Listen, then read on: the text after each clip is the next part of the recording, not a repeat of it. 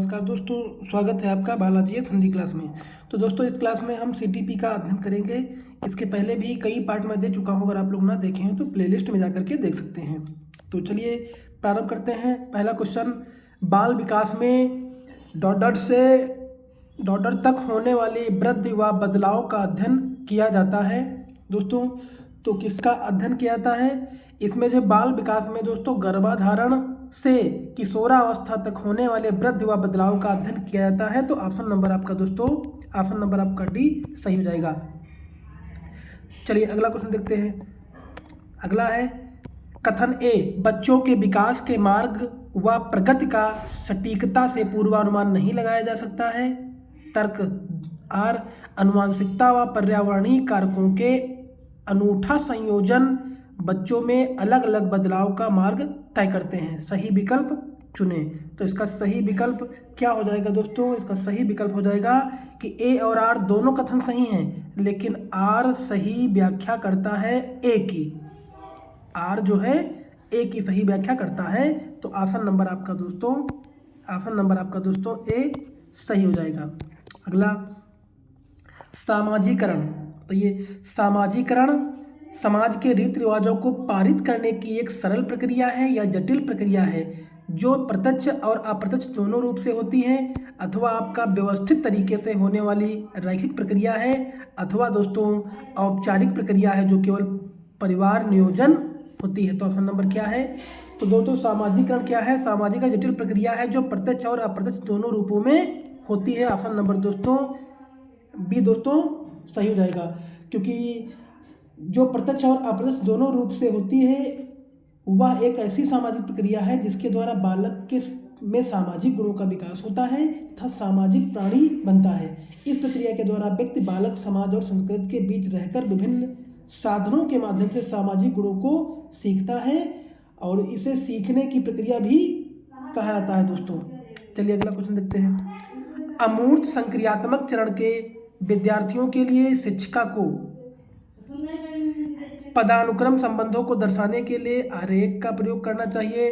परिकल्पनात्मक सोच को विकसित करने के लिए समस्याएं प्रस्तुत करना चाहिए।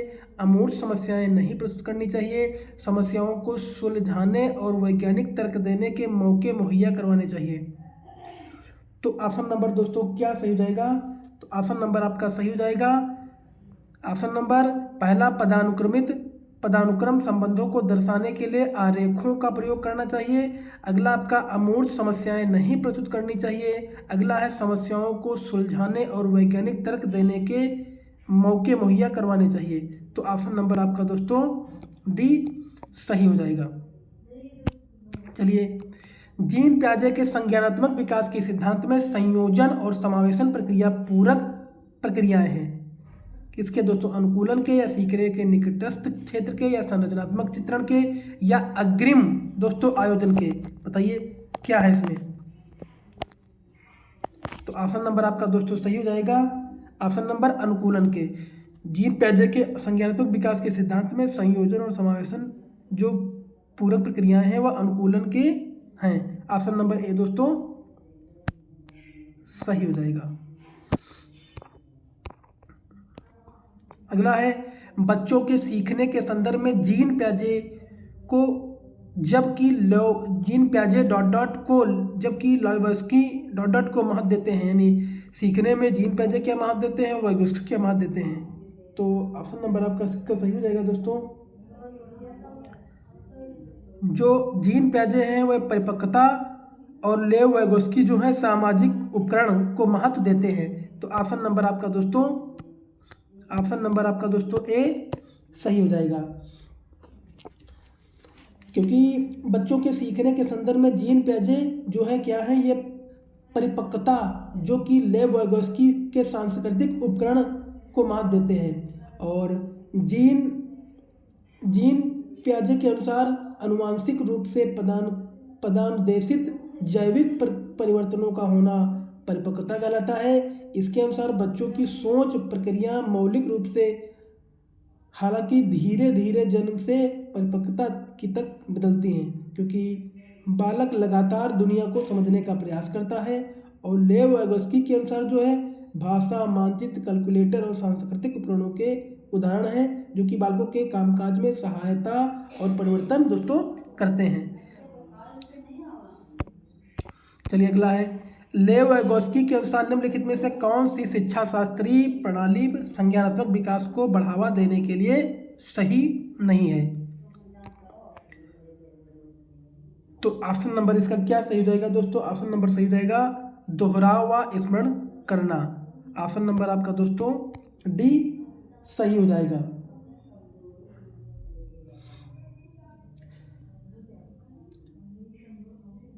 जो कि हमारे लेव वाइगोस्की के अनुसार दोहराव व स्मरण करने के शिक्षा शास्त्रीय प्रणाली संज्ञानात्मक विकास को बढ़ावा देने के लिए सही नहीं है, क्योंकि इससे बालक को नया ज्ञान अर्जन करने में बाधा होती है। इसके विपरीत वाइगोस्की ने व्यापक चर्चाएं, निर्देशन, आदान प्रदान व सहयोगात्मक अधिगम पर बल दिया है दोस्तों। चलिए अगला देखते हैं।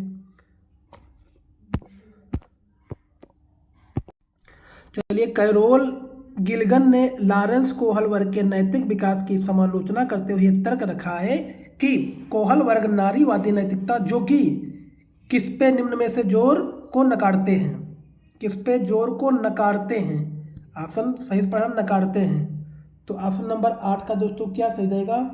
8 का सही हो जाएगा देखभाल की नैतिकता, इसको नकारते हैं, जो कि ऑप्शन नंबर दोस्तों जोड़ देते हैं को नकारते हैं देखभाल की आवश्यकता को। ऑप्शन नंबर ए दोस्तों सही रहेगा, क्योंकि कैरोल गिलगन ने लॉरेंस कोहल वर्ग के नैतिक विकास की समालोचना करते हुए तर्क रखा है कि कोहल वर्ग नारीवादी नैतिकता को देखभाल की नैतिकता पर जोर देती हैं को नकारते हैं। गिलगन का मानना है कि नारियों की नैतिकता स्वाभाविक जीवन की सुविधाओं से पैदा हुई है, काल्पनिक नहीं। गिलगन ने लॉरेंस कोहल वर्ग द्वारा उल्लिखित नैतिक विकास के चरणों के जवाब में अपनी सोच विकसित की है और गिलगन ने उन्हें लिंग पक्षपाती होने का दावा किया है दोस्तों। अगला है, हार्वर्ड गार्डनर ने क्या दिया है इसमें से? जो कि हार्वर्ड गार्डनर ने बहुबुद्धि का सिद्धांत प्रतिपादित किया है। हार्वर्ड गार्डनर ने बहुबुद्धि का सिद्धांत प्रतिपादित किया है दोस्तों इन्होंने बुद्धि को एक स्थिर विशिष्टता मानने की परंपरागत सोच की समालोचना की ओर बताया है कि बुद्धि कई विशिष्ट क्षमताओं का एक समूह है, अर्थात बुद्धि का स्वरूप एकाकी न होकर बहुप्रक्रिया होता है। इन्होंने बताया कि किसी भी चीज़ को समझने या समझाने के कई अलग अलग तरीके हो सकते हैं। उनसे कुल 9 तरह की बुद्धि बताते हुए कहा है कि ये 9 बुद्धि परस्पर एक दूसरे से स्वतंत्र होती हैं। तो ऑप्शन नंबर जो हार्वर्ड गार्डनर ने जो बुद्धि का सिद्धांत दिया है बहुबुद्धि का सिद्धांत दिया है। ऑप्शन नंबर ए दोस्तों सही हो जाएगा। चलिए, राष्ट्रीय शिक्षा नीति 2020 के अनुसार शिक्षा को किस पर बल देना चाहिए? तो शिक्षा को जो बल देना चाहिए संकल्पनात्मक समझ पर बल देना चाहिए। राष्ट्रीय शिक्षा नीति 2020 के अनुसार ऑप्शन नंबर ए दोस्तों सही हो जाएगा, जो कि कल्पनात्मक सोच द्वारा बालक मानसिक तर्क आधारित संरचनाएं बताकर मनाकर या बताकर जो डेटा को वर्गीकृत करने और सुव्यवस्थित करने की क्षमता में समाहित हासिल करते हैं। इस प्रक्रिया में ज्ञान निर्माण और अधिग्रहण दोनों की आवश्यकता दोस्तों होती है। तो ऑप्शन नंबर आपका है दोस्तों इसका सही हो जाएगा। बाल विकास शिक्षण में दोस्तों बाल विकास शिक्षण में किस प्रकार बाल केंद्रित शिक्षण में सीखना मुख्यतः किस पर आधारित होता है या किस प्रकार का होता है? तो 11 का ऑप्शन नंबर दोस्तों सही रहेगा। विविध स्रोतों का अन्वेषण करके जो है ऑप्शन नंबर डी दोस्तों सही हो जाएगा। चलिए, कथन ए, बच्चों को जेंडर उपयुक्त व्यवहार के संकेत शैशवावस्था के चरण से ही मिलने शुरू हो जाते हैं। तर्क और बचपन में अलगाव व वंचित होने के सामाजिक अनुभव बच्चों में अपूरणीय क्षति कर सकते हैं। तो 12 का ऑप्शन नंबर दोस्तों क्या सही जाएगा? ऑप्शन नंबर आपका इसका ए और आर दोनों सही है, लेकिन आर सही व्याख्या नहीं है ए की। तो ऑप्शन नंबर बी दोस्तों इसका सही हो जाएगा। चलिए अगला है, शिक्षकों को बच्चों के मूल्यांकन का विवरण उनके अभिभावकों को देना चाहिए, जिससे क्या होता है दोस्तों 13 का, जिससे जो है अभिभावकों की अपनी बच्चे की सीखने या क्या और कैसे के बारे में समझ बन सके, जो कि ऑप्शन नंबर आपका बी दोस्तों सही हो जाएगा।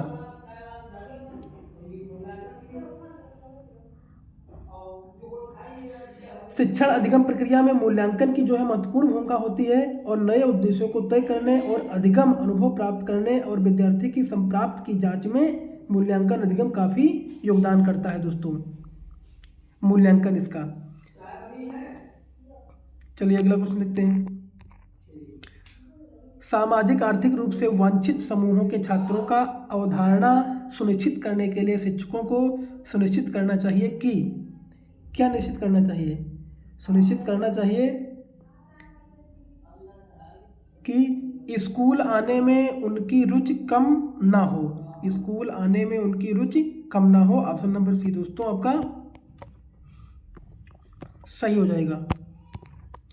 उस प्रश्न की पहचान करें जो मूल्यांकन के कौशल का परीक्षण करता है। तो 15 का ऑप्शन नंबर ए दोस्तों, आज आप जो पुस्तकें पढ़ते हैं वे ऋग्वेद से किस प्रकार भिन्न है। ऑप्शन नंबर बी दोस्तों, इसका ऑप्शन नंबर ए दोस्तों सही हो जाएगा, क्योंकि ऋग्वेद